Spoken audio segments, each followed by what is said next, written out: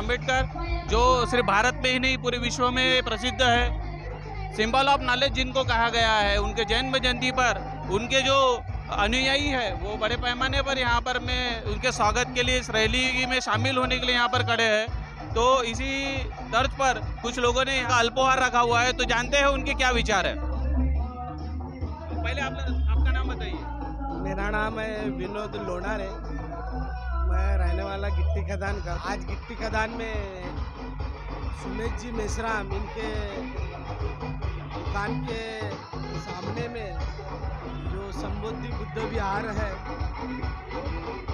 छोटा सा एक अल्पोहार का कार्यक्रम आयोजित किए हैं।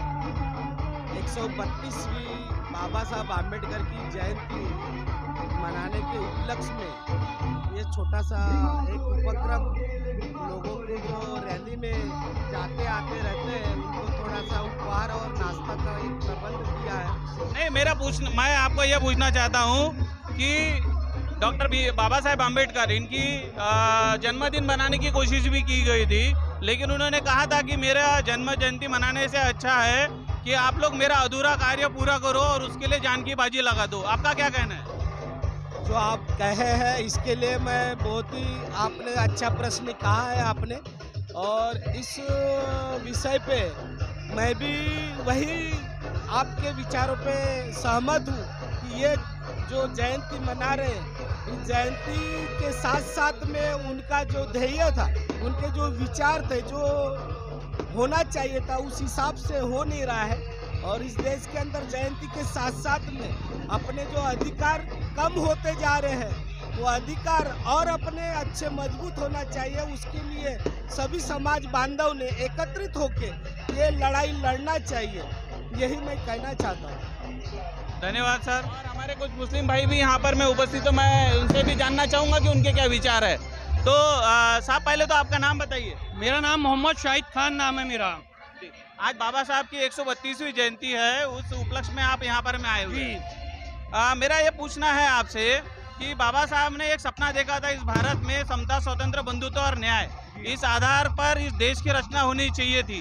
क्या इस देश में ये हुआ है, ऐसा आपको लगता है? नहीं, बिल्कुल नहीं हुआ है सर। ये चीज तो यहाँ पे हिंदुस्तान के अंदर में जो है, 2 मिनट में आपको रोकना चाहूंगा। हिंदुस्तान ये शब्द असंवैधानिक है, आप भारत से इस शब्द का इस्तेमाल कीजिए। सर यहाँ जो बोला जा रहा है, क्या हिंदुस्तान बाबा साहब आम्बेडकर के संविधान के ऊपर में चलेगा, मगर वो संविधान हमारे को ऐसा लगता है कहीं ना कहीं बिछड़ रहा है।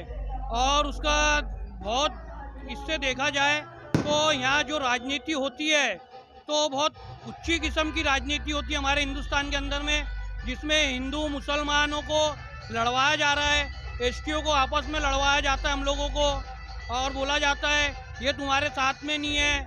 और जो भी इसके अंदर में बोला जाए तो बाबा साहब आम्बेडकर का संविधान ही सच्चा है और अच्छा है। मैं एक आखिरी सवाल आपसे ये पूछना चाहूँगा कि क्या आपको लगता है कि मुस्लिम समाज भी आज बाबा साहब को समझने लगा है? बिल्कुल समझने लगा है, इसीलिए तो आज हम यहाँ के साथ में खड़े हैं आप लोगों के, और हम इसके लिए आपके साथ में हमेशा जुड़े रहेंगे और बिल्कुल आप लोगों सहयोग में रहेंगे। और आप लोगों से भी हम विनती करेंगे कि आप लोग भी हमारे साथ में सहयोग करके साथ में रहे हमारे। धन्यवाद, बहुत बहुत शुक्रिया।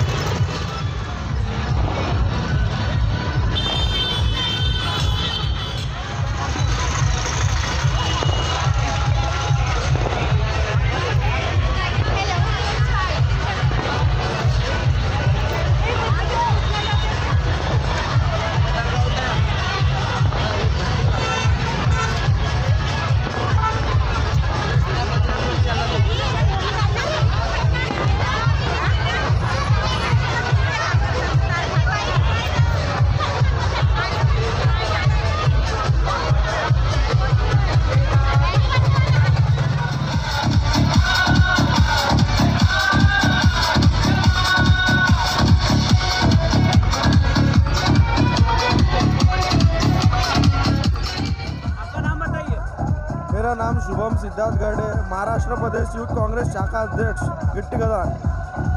आपने जो आयोजन किया है बाबा साहब की 132वीं जयंती है, क्या आपको लगता है कि बाबा साहब के सपनों का भारत अभी बन गया है? मुझे अभी ऐसा लगता है कि बाबा साहब के सपनों का भारत अभी तक कुछ बना नहीं है। ये हम जैसे युवा लोगों को आगे आकर इस देश का हाथ में लेना चाहिए।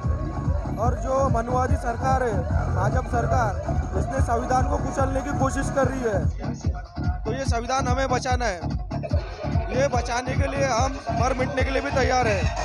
स्थिति है देश में चल रही है, उससे सिर्फ हमको कुछ नहीं करना है। हमारा सिर्फ जो सामान्य लोग हैं उनको न्याय मिलना चाहिए, और जो गरीब और पिछड़े लोग हैं उनके ऊपर अन्याय नहीं होना चाहिए। ये सरकार ऐसी है, ये सरकार में तानाशाही है, तानाशाही करती है, इनकाउंटर करती है, बेहिसाब कुछ भी करती है। ये सरकार को हमें आने वाले समय में रोकना चाहिए, और हम रोकने के लिए हम बाबा साहब की पार्टी और बाबा साहब का नाम से हम आगे कुछ ना कुछ। नहीं, मेरा सवाल आपसे यह है कि बाबा साहब ने आरपीआई नाम का एक पार्टी निर्माण किया था, उसके बाद में उसी सिलसिले को आगे बढ़ाते हुए माननीय कांशीराम जी जो थे उन्होंने भी बीएसपी नाम की एक पार्टी शुरू की थी। तो आप क्यों कांग्रेस में हैं? मैं बाबा साहब के कांग्रेस में इसलिए हूँ कि मैंने भारत के पहले कानून मंत्री हमारे परम पूज्य डॉक्टर बाबा साहब आम्बेडकर कांग्रेस के सरकार में थे। उन्होंने कांग्रेस को इतना महान जो संविधान दिया है, तो मैं थोड़ा सा आपको रोकता हूँ। बाबा साहब ने कांग्रेस को जलता हुआ घर कहा था। हाँ, बाबा साहब ने जलता हुआ घर कहा था, ये बात सही है आपकी, पर क्या इतिहास में मुझे जाना नहीं चाहिए। मेरा इतना ये कुछ नहीं है करने का। मेरा सिर्फ यही चाहता हूँ कि बाबा साहब का जो सपना है और जो बाबा साहब ने पार्टी बनाई थी बीएसपी, वो भी आज बीएसपी कुछ इस पे नहीं रह गई है। बीएसपी पूरी पिछड़े में चले गई है। भाजपा कहती है कि आने वाले 50 साल तक हमको कोई हिला नहीं सकता, उसके लिए ईवीएम मशीन का वो पूरी तरह से इस्तेमाल करते हैं, लेकिन उसी ईवीएम मशीन को कांग्रेस ने भारत में लाई थी। हाँ, ये बात आपकी सही है, पर आप जो बोल रहे हैं ईवीएम मशीन में जो कर रही है, वो ईवीएम में कुछ नहीं कर रही है, जो है लोगों के मन के ऊपर है। पर अभी लोगों ने परिवर्तन किए हमारे आदरणीय देश। सर, मैं आपको रोकता हूँ कि 2013 अक्टूबर 10 का सुप्रीम कोर्ट का फैसला है। उन्होंने बोला था कि ईवीएम मशीन के द्वारा फ्री, फेयर एंड ट्रांसपेरेंट चुनाव नहीं हो सकता। आप कैसे कह सकते हैं? नहीं, मैं ईवीएम मशीन को कुछ नहीं बोलना चाहता हूँ। ईवीएम मशीन वो चुनाव आयोग के हाथ में, हमारे हाथ में कुछ भी नहीं है। वो हम जो लेवल पे काम कर रहे हैं, हम ग्राउंड लेवल और बूथ लेवल पे काम करना है। हमको कांग्रेस को मजबूत करना है और आने वाले समय में परिवर्तन करते हैं, सत्ता परिवर्तन करना है हमको। चलो, बहुत बहुत धन्यवाद सर, आपको शुभकामनाएं हमारी।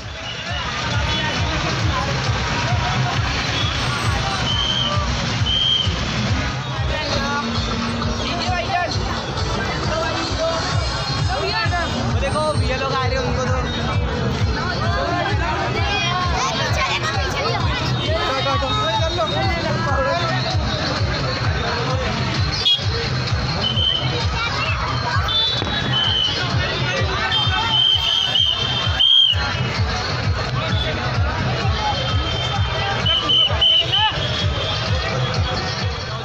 कमेटी है, इस कमेटी के द्वारा जो मुस्लिम नौजवान हैं वो भी यहाँ पर में बड़े संख्या में दिखाई देते हैं। उनके द्वारा यहाँ पे शरबत का भी वितरण किया जा रहा है। तो जानते हैं उनके ख्यालात डॉक्टर बाबा साहब आम्बेडकर के बारे में क्या है। आपका तो पहले परिचय बताइए। मैं रिजवान खान रूमवी, सामाजिक कार्यकर्ता और नौजवान मुस्लिम कमेटी का सदस्य भी हूँ। मैं ऐसा पूछना चाहता हूँ आपको कि बाबा साहब को एक तबके तक ही सीमित कर दिया गया था, तो क्या अब मुस्लिम नौजवान जो है बाबा साहब को समझने लगा है? मैं आपको बताना चाहूँगा आपके चैनल के माध्यम से कि परम पूज्य डॉक्टर बाबा साहब आम्बेडकर, जिनको भारत रत्न से सम्मानित किया गया, बाबा साहब आम्बेडकर सिर्फ दलित समाज के ही महामानव नहीं है, मुस्लिम समाज के भी महामानव है और हिंदू समाज के भी महामानव है। इस देश के लिए परम पूज्य डॉक्टर बाबा साहब आम्बेडकर ने जो अपना बलिदान दिया, शिक्षा में जो उनका महत्व है, जो भारत देश के लिए उन्होंने दिया, और भी उन्होंने जो समाज को जो पैगाम दिया, जो अच्छाई के मैसेज दिए, तो बाबा साहब आम्बेडकर को आज भारत ही नहीं बल्कि पूरी दुनिया लोहा मानने लगी है। और आज 14 अप्रैल गिट्टी खदान चौक पे नौजवान मुस्लिम कमेटी के हमारे अध्यक्ष प्यारू भाई, इनकी अध्यक्षता में हम लोग यहाँ पे नौजवान मुस्लिम कमेटी के सभी पदाधिकारी लड़के लोग शरबत बांट रहे हैं और फूलों की पंखड़ियों से हमारे दलित भाइयों और बहनों का स्वागत कर रहे हैं। मैं आपसे एक सवाल पूछना चाहता हूँ कि डॉक्टर भीमराव अंबेडकर ने एक सपना देखा था भारत के लिए कि समता, स्वतंत्रता, बंधुत्व और न्याय पे आधारित इस देश की रचना होनी चाहिए थी। तो क्या लगता है आपको कि बाबा साहब को सपना पूरा हुआ है? देखिए, जिस तरीके से आज देश के अंदर में सांप्रदायिकता और एक नफरत फैलाने का काम किया जा रहा है, वही नफरत और सांप्रदायिकता को जो बढ़ावा दे रहे हैं कुछ लोग, उनको हम लोग यहाँ पे सीख देने के लिए मुस्लिम समाज के सभी लड़के नौजवान मुस्लिम कमेटी के बैनर पे, हमारा रमज़ान का महीना है, यहाँ पे जितने भी लोग हैं सब लोग रोज़ा रखे थे। हम लोग ने रोज़ा रखने के बाद में अफ्तारी किया और रोज़ा खोलने के बाद में हम लोग सब यहाँ पे आप देख सकते हैं कितनी बड़ी तादाद में यहाँ पे मुस्लिम नौजवान लड़के खड़े हुए हैं। हमारा मैसेज यही है कि हमको एकता का पैगाम देना है और बाबा साहब अम्बेडकर के विचारों को और संविधान को जिस तरीके से बदलने की बात की जा रही है, कुछ लोग हमारे बाबा साहब अम्बेडकर के संविधान को बदलना चाहते हैं, तो हम ये मैसेज देने के लिए खड़े हुए कि हम संविधान को बदलने नहीं देंगे। वो लोग तो ये भी कहते हैं कि आने वाले 50 साल तक उनको यहाँ से कोई हटा नहीं सकता। देखिए क्या ताकत है उनके हाथ में ऐसी जो वो ये बात कह सकते हैं? देखिए, जनता जनार्दन है। बड़े बड़े हिटलरों का अहंकार जनता ने चकनाचूर कर दिया है। बड़े बड़े तानाशाहों को, बड़े बड़े हिटलरों को जनता ने उनकी औकात दिखा दी, उनका रास्ता दिखा दिया है। ये लोकतंत्र है और बाबा साहब अम्बेडकर के संविधान के माध्यम से ही लोगों को अपना प्रतिनिधि चुनने का, अपना नेता चुनने का, अपनी सरकार चुनने का अधिकार है। तो जनता जनार्दन आपको यहाँ पे रोकना चाहूँगा। 8 अक्टूबर 2013 का सुप्रीम कोर्ट का निर्णय ये कहता है कि ईवीएम मशीन जिससे भारत में चुनाव किए जाते हैं, उस मशीन से फ्री, फेयर एंड ट्रांसपेरेंट चुनाव हो नहीं सकते। तो फिर किस तरह से आप अपने वोट का इस्तेमाल करोगे? देखिए, ये लोकतंत्र का देश है, भारत देश लोकतंत्र का देश है।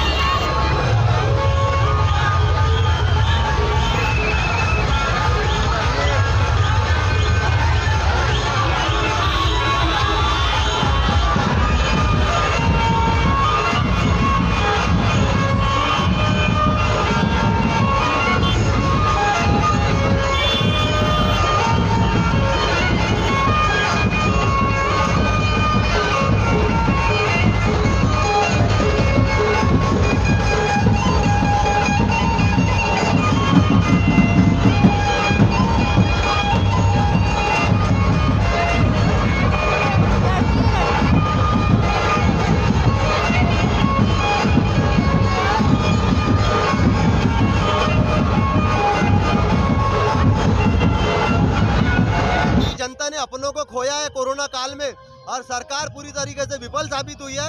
उसी तरीके से लोगों के समझ में आ गया है कि कौन हमारी मदद करता है, कौन नहीं करता है। सरकार पूरी तरीके से विफल हुई है। हमारा एक ही मैसेज है, यहाँ से हम लोग कोई राजनीति करने के लिए यहाँ पे खड़े नहीं है।